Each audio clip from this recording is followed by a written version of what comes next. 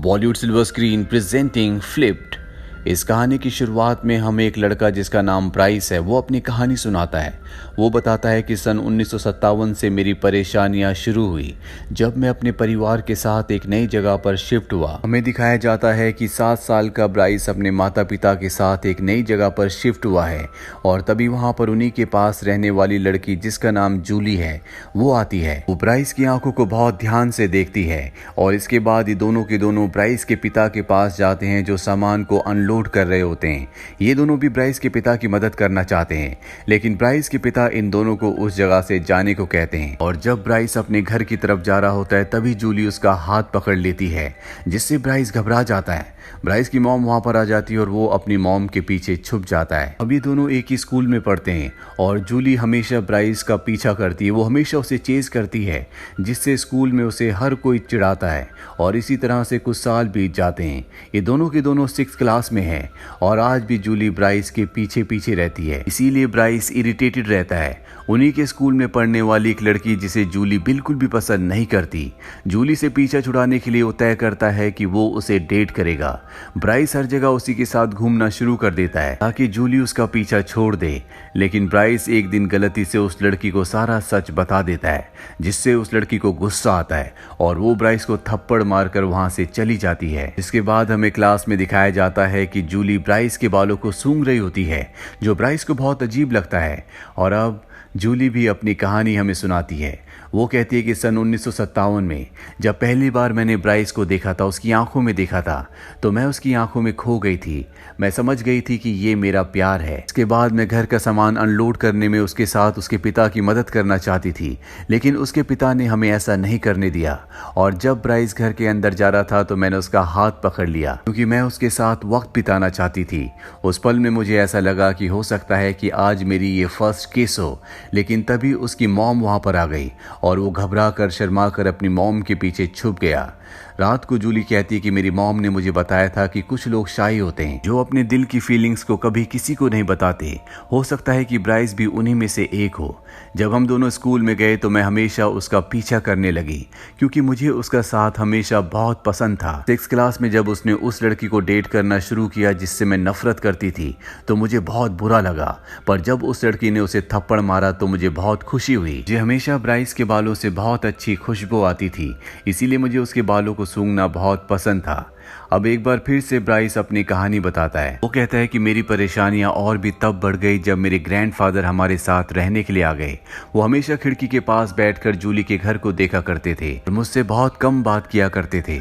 एक दिन उन्होंने मुझे अपने पास बुलाया और न्यूज़पेपर दिखाया जिसमें जूली की फोटो थी। ब्राइस अपने ग्रैंडफादर को बताता है कि बस स्टॉप के पास एक पेड़ है जिससे जूली को बहुत लगाव है। वो हमेशा उस पेड़ के ऊपर चढ़ी रहती है। उसने कई बार मुझे भी इनवाइट किया, लेकिन मैं कभी उस पेड़ के ऊपर नहीं चढ़ा। और एक दिन सरकारी विभाग से जब कुछ लोग उस पेड़ को काटने के लिए आए तो जूली उस पेड़ के ऊपर चढ़ गई। उसने मुझे भी उस पेड़ के ऊपर चढ़ने के लिए कहा, लेकिन मैं नहीं चढ़ा। मैं उस जगह से चला गया। इसके बाद उस पेड़ को नहीं काटा गया और इसीलिए जूली की फोटो न्यूज़पेपर पर आई है। ये बात सुनने के बाद उसके ग्रैंडफादर जूली से बहुत ज्यादा इम्प्रेस हो जाते हैं और वो कहते हैं कि तुम बहुत लकी हो कि जूली तुम्हारी फ्रेंड है। अब अगले दिन जब ब्राइस स्कूल जाता है तो देखता है कि जूली वहां पर उदास बैठी होती है। दरअसल उस पेड़ को काट दिया गया था जिसे वो बचाने की कोशिश कर रही थी। ब्राइस चाहता है कि वो उसके पास जाए, उसे कंसोल करे, लेकिन फिर उसे ऐसा लगता है कि अगर उसने ऐसा किया तो कहीं जूली इसे प्यार न समझ ले। वहीं अब जूली हमें बताती है कि मेरे पिता एक पेंटर है, वो बहुत अच्छी अच्छी पेंटिंग्स बनाते हैं और जब एक दिन मैं उनके पास गई तो उन्होंने मुझे कहा कि तुम हमेशा ब्राइस के बारे में बात करती हो। जूली कहती है कि मुझे उसकी आंखें और स्माइल बहुत अच्छी लगती है। उसके पिता कहते हैं कि कभी भी तुम किसी को किसी की क्वालिटी के लिए पसंद नहीं कर सकती, तुम्हें उसके बारे में सब कुछ जान लेना चाहिए। जूली को अपने पिता की ये बात समझ में नहीं आती। अब एक दिन एक पतंग एक पेड़ पर अटक जाती है। ये वही पेड़ होता है जिसे काटा गया था, जिसकी वजह से जूली उदास थी।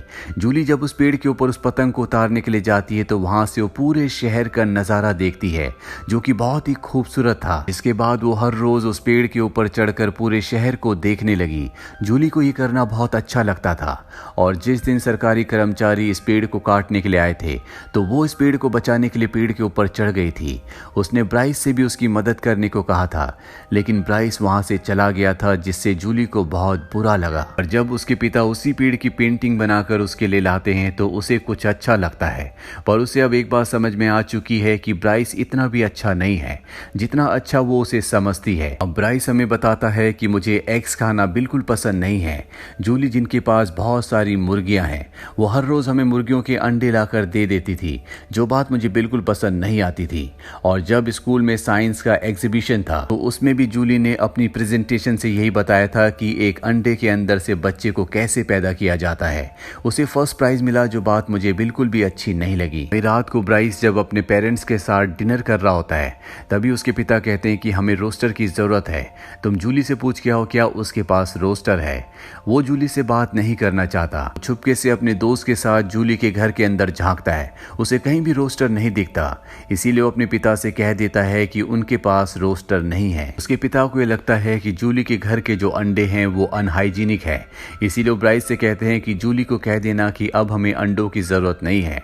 लेकिन ब्राइस उससे बात नहीं करना चाहता, इसीलिए जब भी जूली उसे अंडे देती है तो वो उन अंडों को डस्टबिन के अंदर फेंक देता है। वहीं जूली बताती है कि मैंने अपने साइंस प्रोजेक्ट के लिए एक अंडे के अंदर से मुर्गी के बच्चे को कैसे निकाला जाता है, कैसे उसे हीट देकर एक बच्चे में कन्वर्ट किया जाता है, ये प्रोजेक्ट चुना था, जिसमें मुझे फर्स्ट प्राइज भी मिला। और जब हमारी मुर्गियों ने अंडे दिए तो मैंने उनसे भी बच्चे बनाना शुरू कर दिए। धीरे धीरे हमारे घर में बहुत सारे अंडे होने लगे और जब जूली देखती है कि उन अंडों का उनके घर में कोई भी इस्तेमाल नहीं है तो वो उसका बिजनेस करना शुरू कर देती है। वो ब्राइस को भी रोज अंडे देने के लिए जाती है और एक दिन ब्राइस उससे पूछता है कि तुम स्कूल बस में अब क्यों नहीं आती। पेड़ कट जाने के बाद वो कभी भी स्कूल बस में नहीं आई थी। ये बात सुनकर जूली को बहुत अच्छा लगता है, उसे लगता है कि वो उसे पसंद करता है, वो उसके ख्यालों में खोई हुई होती है। और तभी ब्राइस घर से निकलता है जो जूली को नहीं देखता। उसके हाथ में घर का कचरा होता है, जिस कचरे के ऊपर जूली ने जो उसे अंडे दिए थे वो अंडे भी होते हैं। ये देखकर जूली को बहुत बुरा लगता है। ब्राइस उसे कहता है कि मेरे पिता को तुम्हारा घर बिल्कुल भी हाइजीनिक नहीं लगता, तुम्हारे घर के बाहर कोई अच्छा गार्डन भी नहीं है, इसीलिए हम तुम्हारे घर के अंडे नहीं खा सकते। ये सुनकर जूली को बहुत बुरा लगता है और वो वहां से चली जाती है। अब हमें ब्राइन बताता है कि उस घटना के बाद जूली ने मुझसे बात करना बंद कर दिया, मुझे चेज करना बंद कर दिया, जिससे मुझे और भी परेशानी होने लगी। एक दिन जब मैंने उसके घर के अंदर झांका तो मैंने देखा कि मेरे दादाजी यानी कि ग्रैंडफादर भी जूली के साथ उसके घर में काम कर रहे हैं, जो देखकर मुझे और भी गुस्सा आया। रात को मेरे दादाजी मेरे पास आए और मुझे कहा कि जूली ने मुझे अंडों के बारे में बताया, तुम्हारा जो कैरेक्टर होता है वो इसी उम्र में डिवेलप होता है, तुम्हारी जो भी परेशानियां जो भी चैलेंजेस हैं तुम्हें उन्हें फेस करना चाहिए, तुम्हें चीज़ों को एक्सेप्ट करना चाहिए। जिसके बाद अगले दिन दिखाया जाता है कि ब्राइस जूली के पास जाता है, उससे माफ़ी मांगता है, लेकिन जूली उसे माफ़ नहीं करती। रात को जब ब्राइस अपने पूरे परिवार के साथ बैठा होता है तभी ब्राइस के पिता ब्राइस के ग्रैंडफादर को कहते हैं कि तुम्हें उनके घर बार बार नहीं जाना चाहिए।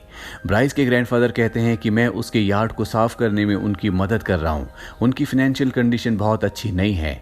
जूली के पिता जितने भी पैसे कमाते हैं वो अपने भाई के इलाज में लगा देते हैं। दरअसल जूली के जो अंकल होते हैं वो नॉर्मल नहीं होते। ये बात सुनने के बाद ब्राइस के पिता कहते हैं कि इनका जीन्स ही खराब है। ये बात सुनकर ब्राइस की मॉम को बहुत गुस्सा आ जाता है और वो उस जगह से चली जाती है। ब्राइस अपने ग्रैंडफादर से पूछता है कि मॉम को गुस्सा क्यों आया।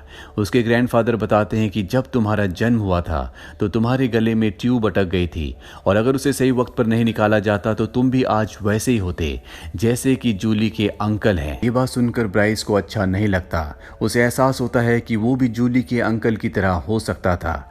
वहीं अब जूली बताती है कि जब ब्राइस ने मुझे कहा था कि उसके पिता को लगता है कि हमारा घर बहुत अनहाइजीनिक है इसीलिए हमारे घर के अंडे नहीं खाते, तो मैंने अपने माता पिता से बात की और उनसे कहा कि मैं यार्ड को साफ करना चाहती हूँ।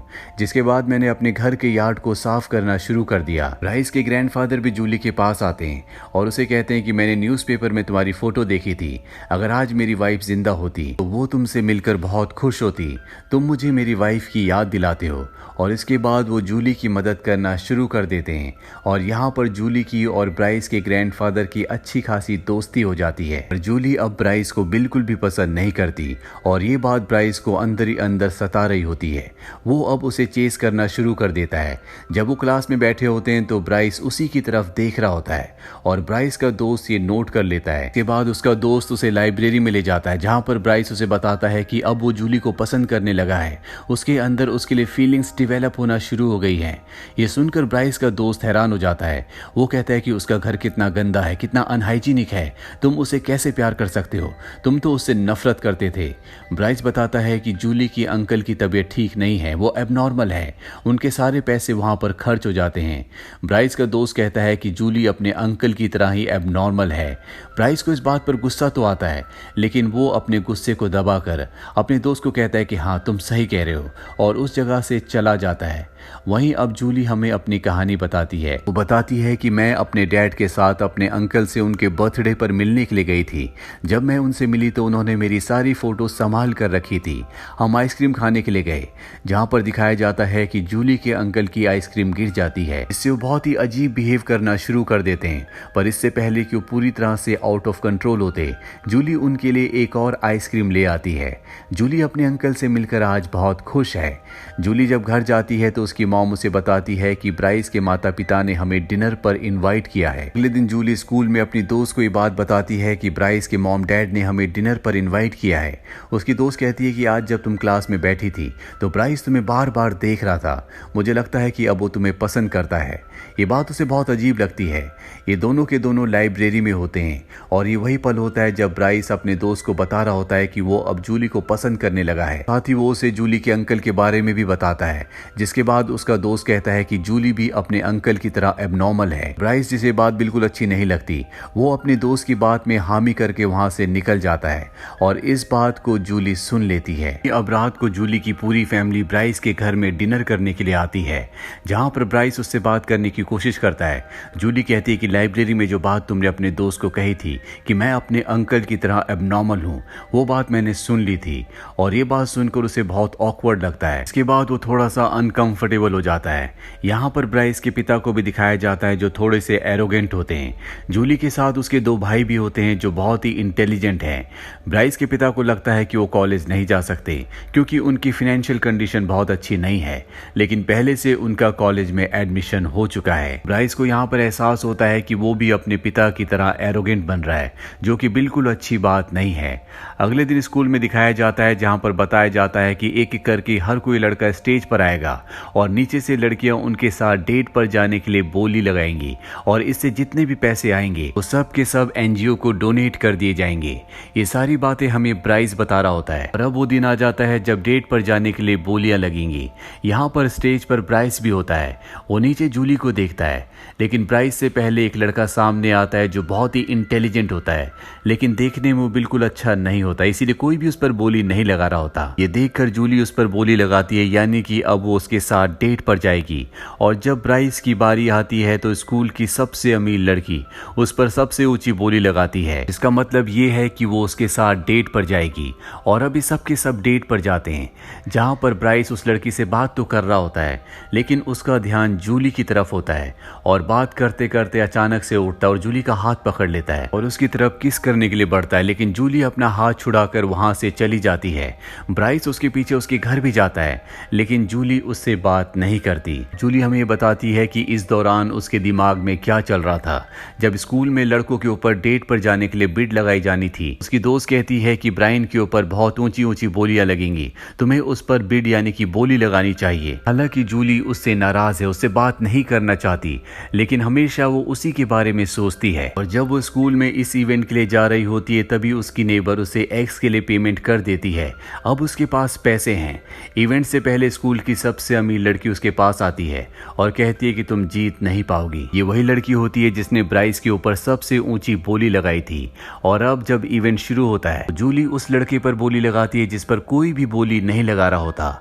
और सब के सब जब ये डेट पर होते हैं तो ब्राइस जूली के पास आता, उसका हाथ पकड़ लेता है, वो उसे किस करने वाला होता है। तभी जूली के मन में एक विचार आता है कि बचपन से वो इसी किस का इंतजार कर रही थी और ये पल इतना साधारण नहीं होना चाहिए, इसीलिए उसका हाथ झटक कर वहां से घर चली जाती है। जिसके बाद जूली बहुत उदास हो जाती है और वो देखती है कि अगले दिन उसके घर के बाहर, जो पूरी तरह से साफ हो चुका है, वहां पर ब्रायन गड्ढा कर रहा है। अपने डैड से पूछती है कि ब्रायन हमारे घर के बाहर क्या कर रहा है। उसके डैड बताते हैं कि मैंने उसे परमिशन दी है। और जब वो बाहर जाती है तो देखती है कि ब्रायन उस गड्ढे में उसके उसी फेवरेट ट्री को लगाना चाहता है जिस पर वो हमेशा चढ़ा करती थी, जिसे काट दिया गया था। ये देखकर जूली के दिल में उसके लिए जितनी भी नाराजगी, जितना भी गुस्सा था, वो सब का सब खत्म हो जाता है। और अब ये दोनों मिलकर उस गड्ढे में उस ट्री को लगाते हैं। और अब जूली कहती है कि इतने साल हम एक दूसरे के आसपास थे, लेकिन कभी भी हमने एक दूसरे से बात नहीं की। और जब ये उस प्लांट को लगा रहे होते हैं तो मिट्टी डालते वक्त इन दोनों के हाथ एक दूसरे से टच करते हैं। ये दोनों एक दूसरे को देखते हैं और एक प्यारी सी स्माइल करते हैं, जिसका मतलब ये है कि अब ये दोनों एक दूसरे को एक्सेप्ट कर चुके हैं और हमेशा एक दूसरे के साथ रहेंगे। तो ये थी एक प्यारी सी लव स्टोरी। उम्मीद करते हैं कि ये कहानी आपको पसंद आई होगी।